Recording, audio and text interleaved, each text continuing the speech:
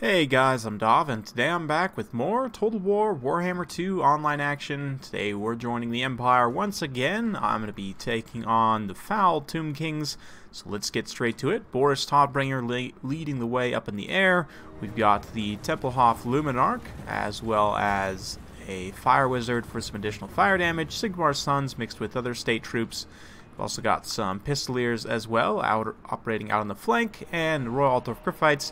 Here in the woods, we've got some Skeleton Horsemen Archers, looks like Skeleton Spearmen, a couple of Ushabti Greatbows, Cetra leading the way, Skeleton Archers, Carrion, and more Skeleton Archer Horsemen out on the flank here, doing some good counter-skirmishing with the Pistoliers. They are going to face a higher volume of fire here, though, but with their longer range and good damage, they're able to do some good countering there. You can see one of those units of Pistoliers definitely taking some heat.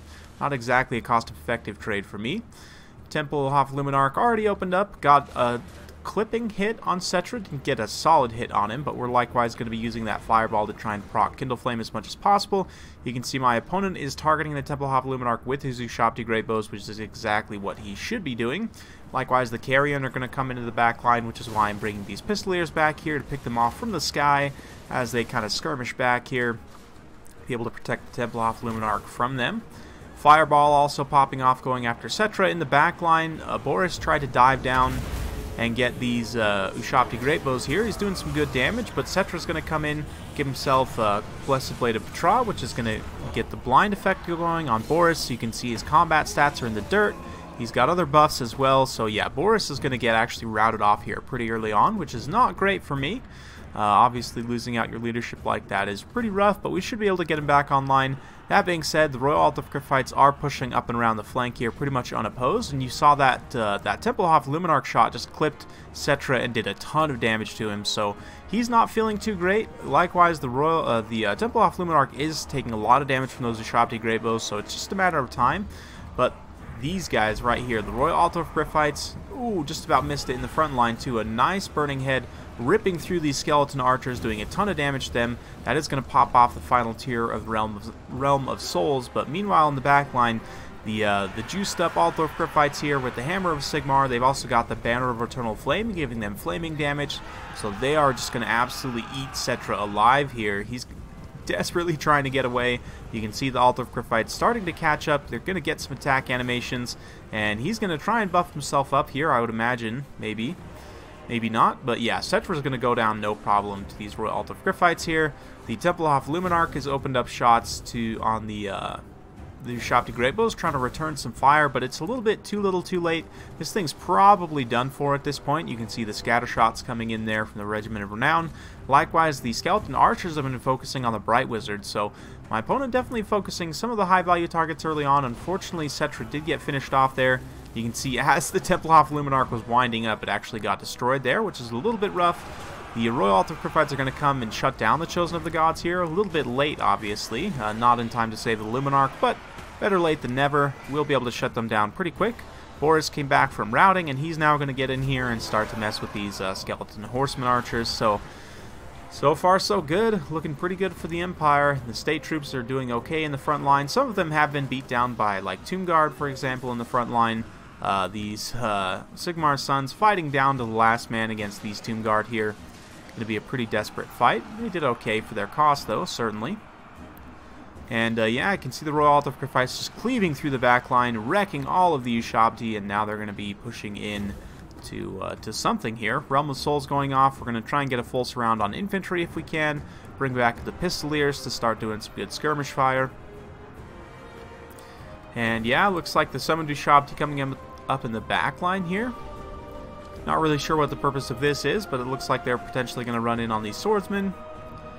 But Altar of Griffites here, crumbling away the last of the Skeleton Archers, and of course, as soon as I see that Ushabti summon, that's going to be a great target to go after with the Altar of Griffites here, so they're going to collapse back, try and protect these swordsmen, and the Warrior Priest right in amongst them. So thematic. Just absolutely love these guys. Super cool. Skeleton Archers trying to fire up a little bit uphill, but you can see the Pistoliers have a nice angle here to fire into the back of Tomb Guard. Get some really cost-effective shots right there. And then sort of move in and charge the Skeleton Archers there. Don't know if they'll necessarily win there, but they should be able to hold out for some time. At this point, it's just a matter of time before we hit critical army losses. You can see there are still some skeleton horsemen archers still hanging around. The tomb guard is still hanging around as well. But once those summoned Ushabti are gone, we should be able to finish things off. We'll kind of grab some cinematics of the state troops, slugging it out with some basic skeletons here. Some nice Overwatch fire from the Pistoliers coming in from the side there. A few of them mucked up with these skeleton archers. Ooh, nice little charge there from them. And yeah, that should be pretty much it for the Empire. Tomb Guard going to charge in one more time. Should do some good damage to those swordsmen, but the swordsmen just have way more unit models at this point. And it looks like my opponent is going to admit defeat there. So very well played. Hope you guys enjoyed watching. Nice. It's always a good time anytime you can use the Tempelhof Luminarch to good effect, even if it does get blown up by Ushabti Greatbows. And it kind of shows both the strength and weaknesses of that particular piece in this matchup. Definitely very good for sniping out Tomb King's characters, can do a ton of damage to them, but you are at risk from like Ushabti Greatbows and Carrion, and just counterfire in general from archers and so on. But it ended up being worth it, I would say, for sure. Royal Altar Cryptites also with the Banner of Eternal Flame, very key here. The fact that I was able to get them up and around without them getting shot at all by the Ushabti Greatbows means that there was basically nothing that could counter them at that point. And I do definitely think that you're going to be facing Faith Demis here, so it's something worth thinking about, certainly. The rest of the army did okay. I mean, state troops you'll expect to do okay against skeletons, and they definitely did so. The Pistoliers are more just kind of to hang around and be annoying. Boris made a bit of a mistake with him, but it ended up not being the biggest deal in the world. But from the Tomb King side, I do think my opponent's build was pretty solid, but one thing I would definitely recommend in this matchup is these Necropolis Knights with halberds.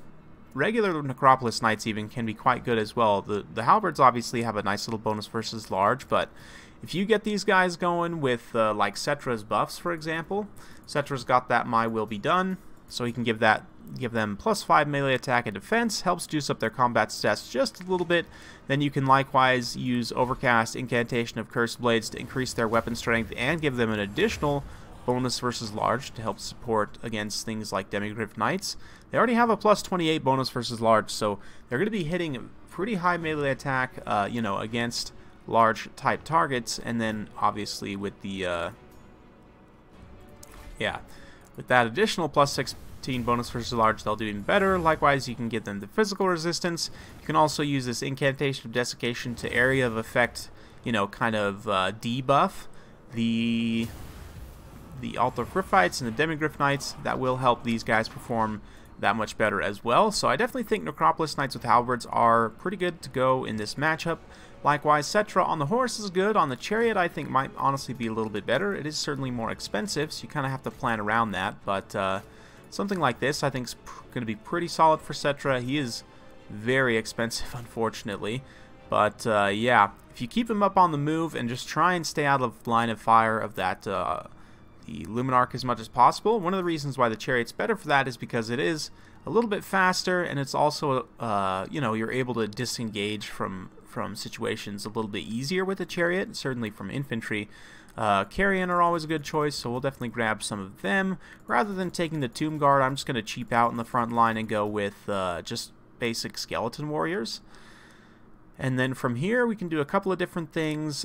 Tomb Scorpion might not be a bad idea just for some terror and some good AP anti-infantry. We do have enough to pick up maybe one group of Ushabti Greatbow, which would not be a bad idea. And at this point, maybe we come in and grab some Skeleton Archers. Maybe I would play with Cetra's cost a little bit here. Wrath of Petra might be worth it, but I might cut that. The Curse is also probably worth it. But if you did cut that, you would just about be able to afford a second group of archers. So I'd probably play around with this a little bit. You know, maybe cut a group of carrion for said archers. And anyway, there's some different things you could do. But I definitely think that the Necropolis Knights with halberds are going to be a pretty good pick in this matchup. And generally, I would recommend them. Having the one Ushabti Greatbow to counter the Luminarch, you know, is nice. And then just being aware, obviously, if your opponent has that Tempelhof Luminarch on the field, you have to respect it. The Royal Altar of Cryptites have fire damage. You know, I also brought a Fire Sorcerer to throw fireballs, so that's one of the reasons why the Empire, I feel, is can be, it's not always, but it can be one of the tougher matchups for the Tomb King. It's just because there's so much access to fire damage. You know, Knights of the Blazing Sun do fire damage. The Sunmaker does technically do fire damage, but you would never really bring it in that matchup. But yeah, Tempelhof Luminarch. The Banner of Eternal Flame is honestly one of those things, because this can give fire damage to anything, right? Even missile units that it's just standing next to. So like if you take, for example, the Hammer of Witches, just stand your Warrior Priest next to it, you know, during the artillery phase, and you'll be getting benefit from that extra fire damage against somebody like Cetra. So yeah, I definitely think that pretty much bringing a Warrior Priest with the Banner of Eternal Flame is a must in this matchup, and just stick him on your opponent's Lord and have him support whatever is trying to take him out, and you'll get just tons and tons of value from that. Obviously, you get even more value if you bring a Light Wizard, or sorry, a Bright Wizard, and get that Kindle Flame going. And then, of course, if you want to heal, you can take Volkmar. He has fire damage himself, or obviously Vorus also has self-healing, so some definitely good synergy on the Empire roster. They like to burn it out for sure. So I hope you guys enjoyed watching that one. If you do like this sort of content, be sure to like, subscribe, hit that bell notification button, so every time I upload a new video, you'll be notified. Thanks again for watching, and we'll see you next time.